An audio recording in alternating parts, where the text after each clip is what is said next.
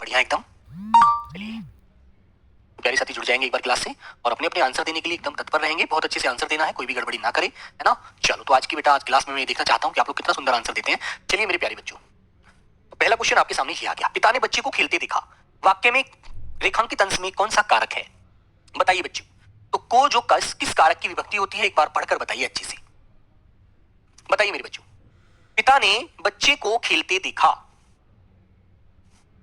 वाक्य में रेखांकित अंश में कौन सा कारक है? तो मेरे बच्चों आपको पता है कर्म कारक इसमें होता है मेरे बच्चे, जिसमें आपको को कारक की विभक्ति के बारे में पूछा गया है। याद रखेंगे आप लोग, सी आंसर है ना। और मेरे बच्चों कारक चिन्ह को बेटा हम कारक चिन्ह तो बोलते ही हैं मेरे बच्चों, इसको हम परसर्ग भी कहते हैं और विभक्ति भी कहते हैं ना। और इससे पहले जो शब्द होता है वो होता है कारक। जैसे यहाँ पर बच्चे कारक है, यहाँ पर बच्चे क्या है कारक, और कारक का चिन्ह क्या है को। तो बेटा कारक चिन्ह भी बोलते हैं, इसको हम परसर्ग भी कहते हैं और मेरे बच्चों विभक्ति भी कहते हैं। ये बात आपको बहुत अच्छे से ध्यान रखनी है। ओके मेरे प्यारे बच्चों, चलिएगा। अपादान कारक बेटा आपको पता है मेरे बच्चों, से कारक की विभक्ति होती है अपादान की, है ना। संबंध की होती है बेटा का, की, के, रा, री, रे, है ना।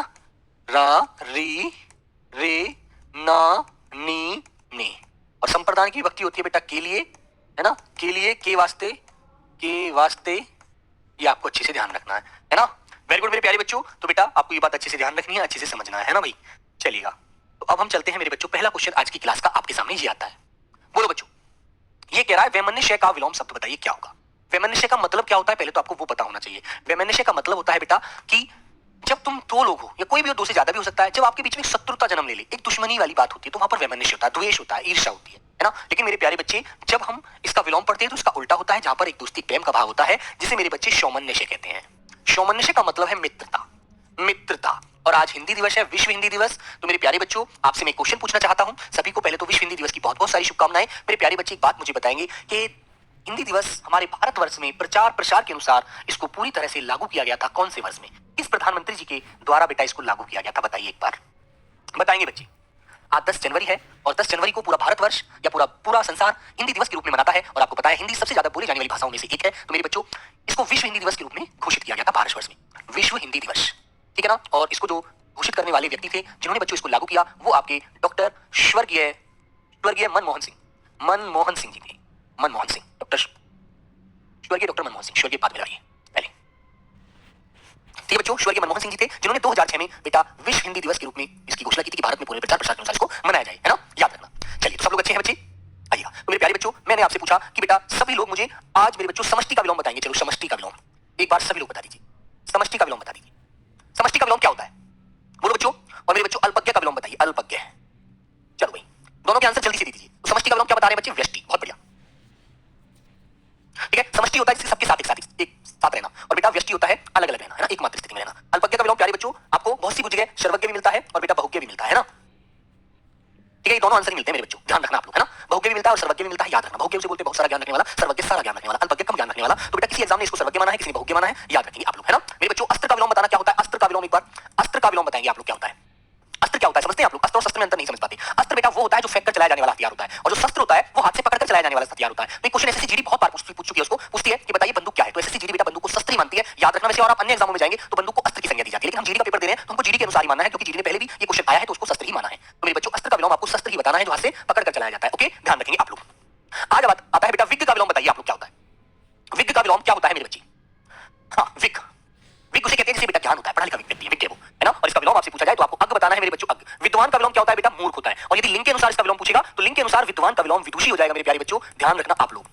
ओके याद रखेंगे सभी लोग, ध्यान रखना अच्छे से मेरे बच्चे। वंध्य का विलोम निंद्य होता है, ये भी आपको ध्यान रखना है, निंद्य, है ना। वेरी गुड, याद रखेंगे सब लोग। हाँ आइए बेटा, मैंने आपसे पूछा नवीन का विलोम बताना क्या होता है? नवीन का विलोम, नवीन कहे आधुनिक कहे, तो मेरे बच्चों सभी को एक ही आंसर देना है, ठीक है। वो क्या देना है बेटा? वो देना है आपको प्राचीन, ठीक है। दोनों का आंसर एक ही लगाना है ना मेरे बच्चों। जड़ का विलोम आपसे पूछा जाए, जड़ का विलोम तो आपको चेतन बताना है, और कभी कभी अचेतन भी दे देता है, तो अचेतन का भी आपको चेतन ही बताना है, याद रखना। Okay very good.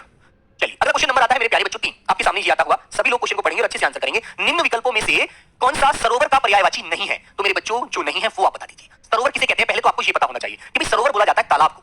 किसे बोलते हैं बेटा? सरोवर बोलते हैं हम लोग तालाब को, है ना। तालाब जिसे बेटा हम ताल भी कह देते हैं मेरे प्यारे बच्चों, तड़ाग भी कह देते हैं मेरे बच्चों, जलाशय भी कहते हैं, जलाशय, ठीक है बेटा। और ये छोटा वाला जो से होता है शर, ये भी बेटा हम तालाब को कहते हैं। और गांव में बेटा पोखर भी बोला जाता है, पोखर, ठीक है, क्या बोलते हैं? पोखर। और मेरे बच्चे जोहड़ भी इसी को कहते हैं, जोहड़, है ना। जोहड़ भी आपको मिल जाता है लिखा हुआ, जोहड़ किसका पर्यायवाची है? तो वो बेटा सरोवर का पर्यायवाची होता है। लेकिन इसने कहा है जो इसका नहीं है तो वो मेरे प्यारे बच्चों सतगल होगा। अब सतगल किसका पर्यायवाची होता है, किसे बोला जाता है, एक बार सब लोग बता दीजिए मुझे। और सतगल यदि आप जानते हैं तो इसके 4 पर्यायवाची भी लिखकर बता दीजिए, जिससे आपका रिवीजन हो।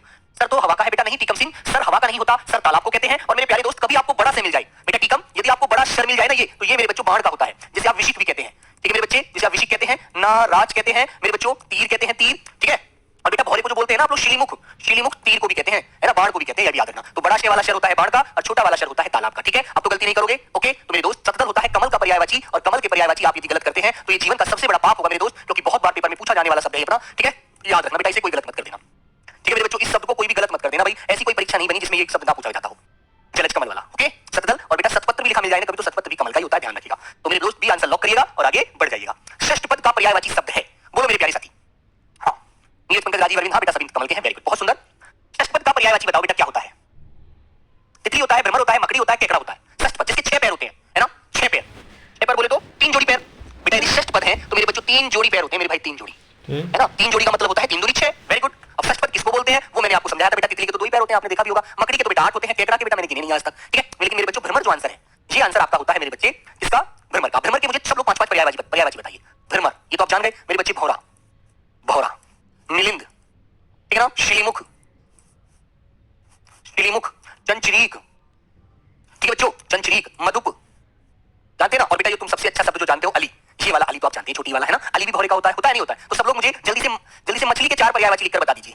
मछली के बता दो, और बेटा दूसरा आप मुझे मेरे भाई बादल के बता दो, लीजिए 4-4 दोनों के बता दीजिए, 4-4 सब लोग बताइए। तो बेटा मछली को क्या क्या लिखेंगे हम लोग, बताओ जल्दी से। तो मछली को मेरे बच्चों मीन कहते हैं, मत्स्य कहते हैं, शफरी कहते हैं बेटा, झक कहते हैं, झश कहते हैं, झक कहते हैं, झश कहते हैं, जल जीवन कहते हैं, है ना, ये तो याद रखिए अच्छे से, जल जीवन।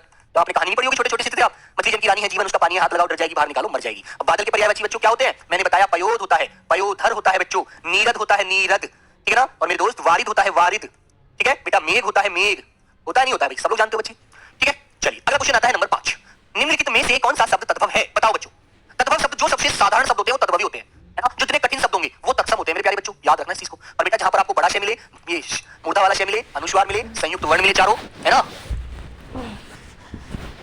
ये जो होते हैं बच्चों, है ना, ये सभी तत्सम में आते हैं। और जहां आधा वर्ण मिलता है आपको, आधा वर्ण मिलता है ना, ये सभी तत्सम की तरफ ही जाते हैं। अब तुम देखो मेरे बच्चों, इनमें सब लोग देखेंगे एक बार, तांबुलिका कितना कठिन शब्द है ना, लग रहा है पढ़ने से मेरे बच्चों, बिल्कुल तत्सम है। घट गड़ा है, बिल्कुल तत्सम है। कपाट किवाड़ है, बिल्कुल तत्सम है। मंजीत, ये मंजीत जो शब्द है बेटा, ये तद्भव नहीं है, ये सॉरी तत्सम नहीं है। घट माने तो कपाट माने तो किवाड़ होती है मेरे दोस्त, सी कैसे लगा दिया आपने, मैंने आपको कितनी बार पढ़ा है, किवाड़, किवाड़ लगा दो।